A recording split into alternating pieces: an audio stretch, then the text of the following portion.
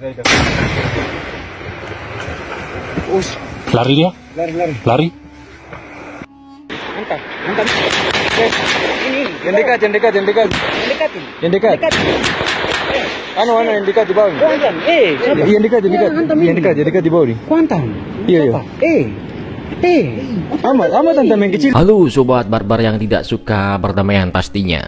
Nah, menjadi seorang prajurit tentara berarti harus rela mengorbankan nyawanya untuk menjaga kedaulatan NKRI. Seseorang tentara harus mau ditugaskan ke pelosok negara atau negeri meski itu daerah konflik mematikan yang kerap terjadi baku hantam. Bagi tentara, negeri adalah yang harus wajib dilindungi. Bagi mereka, napas yang keluar dari tubuhnya adalah bentuk pengabdian dan pengorbanan yang harus dilakukan kapan saja untuk negara Indonesia. Diplomasi dan upaya persuasif sudah dilakukan, namun KKB Papua tak kunjung menunjukkan itikat baik dalam pangkuan NKRI. Tak lama setelah Jokowi menetapkan kelompok kriminal bersenjata atau KKB Papua sebagai organisasi teroris, saya juga telah memerintahkan kepada Panglima TNI dan Kapolri untuk terus mengejar dan menangkap seluruh anggota KKB. Saya tegaskan, tidak ada tempat untuk kelompok-kelompok kriminal bersenjata di tanah Papua maupun di seluruh pelosok tanah air. Salah satu pasukan elit TNI Angkatan Darat, yaitu pasukan setan, dikirim ke Papua. Misinya hanya satu, yaitu menumpas teroris KKB Papua. Tak ada ampun lagi untuk KKB atau OPM Papua. Kali ini Presiden Jokowi dan Panglima TNI tak main-main akan menghabisi para KKB atau OPM tersebut. Pemburuan terhadap personil kelompok kriminal bersenjata KKB di Papua terus dilakukan. Dan berita terkini, TNI Angkatan Darat mengirim salah satu tim elit atau pasukan khusus mereka dari Yonif 315 ke bumi Cendrawasih untuk memberantas kelompok-kelompok separatis. Sebagai sebuah tim elit atau pasukan khusus tak tanggung-tanggung, para prajurit dalam tim berjuluk pasukan setan atau pasukan hantu ini, yang pastinya bisa menghilang ya kan, senyap gitu kan, sudah terbukti dan berhasil menundukkan kelompok separatis di timur-timur dengan nama Operasi Seroja dan bertugas di daerah operasi militer alias DOM Aceh. Pangdam 3 Siliwangi, Majen TNI Nugroho Budi Wiyanto telah mengunjungi markas pasukan khusus atau pasukan elit TNI Angkatan Darat ini yang bermarkas di Gunung Batu, Bogor, Jawa Barat. Hal ini terungkap dalam keterangan resmi yang dibagikan Kodam 3 Siliwangi kepada media sosial. Dalam keterangan resmi itu disebutkan bahwa sejak beberapa waktu lalu, para prajurit Batalion Infanteri 315 atau Yonif 315 TNI atau dikenal sebagai pasukan setan yang senyap dalam penyergapan. Pasukan setan ini telah dilatih menembak runduk atau sniper, bertempur hingga berpatroli di daerah hutan dan pegunungan. Kali ini kehebatan pasukan setan ini akan diuji memberantas kelompok teroris KKB Papua atau OPM. Nah, pasukan setan masuk dalam Satuan Tugas Pengamanan Daerah Rawan atau Satgas PAM Rawan di Papua. Mereka digembleng selama 1 bulan sejak tanggal 27 Maret 2021 lalu di Bandung. Latihan pratugas itu diharapkan menjadi bekal bagi para prajurit pasukan setan ini ketika berlaga di daerah operasi rawan seperti di Papua yang tingkat ancamannya cukup tinggi. Nah, pengiriman pasukan setan ini untuk mempertebal pengamanan di Papua.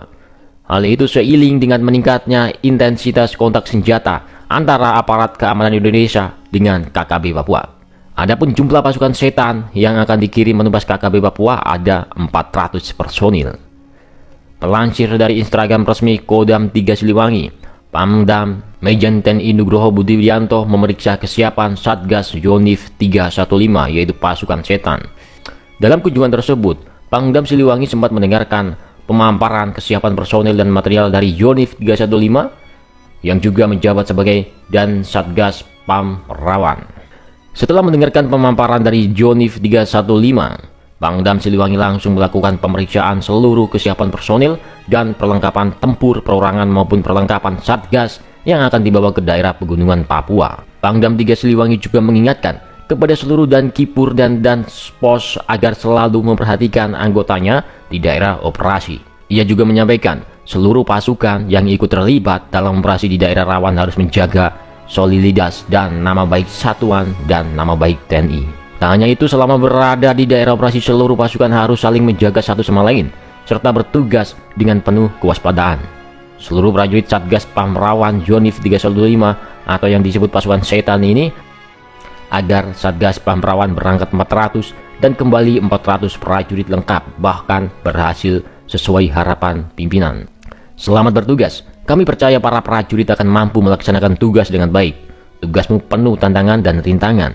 Tapi kaulah prajurit pilihan untuk bisa menyelesaikan tugas dengan baik. Yaitu tugasmu sekarang ialah membasmi kelompok kriminal bersenjata atau OPM di Papua.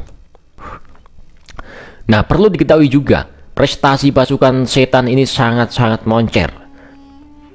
Pasukan ini hampir selalu berpartisipasi dalam melibas aksi pemberontakan di Indonesia. Mulai dari pembersihan sisa-sisa G30 SPKI, penumpasan GAM di Aceh hingga operasi Seroja di Timur-Timur. Lantas apa kehebatan Yonif Garuda atau pasukan setan yang berjuluk pasukan setan ini?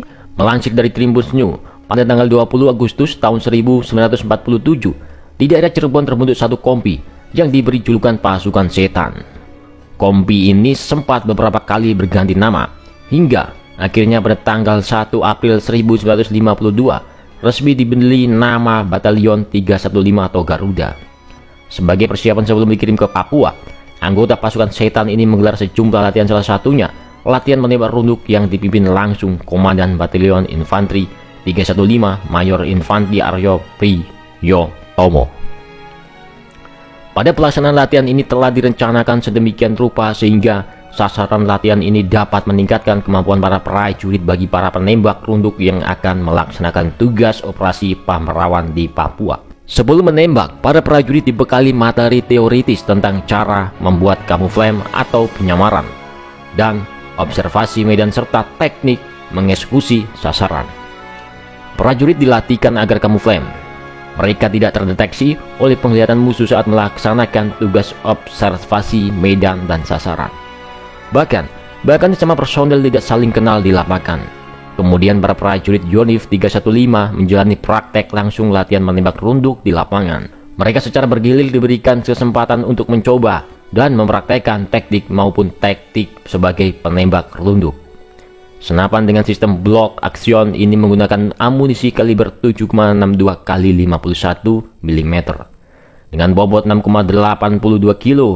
Senapan ini memiliki panjang laras 650 mm yang ditambah dengan teleskop. Dalam pertempuran, penembak runduk memegang peran penting untuk bisa melumpuhkan lawan dari jarak jauh.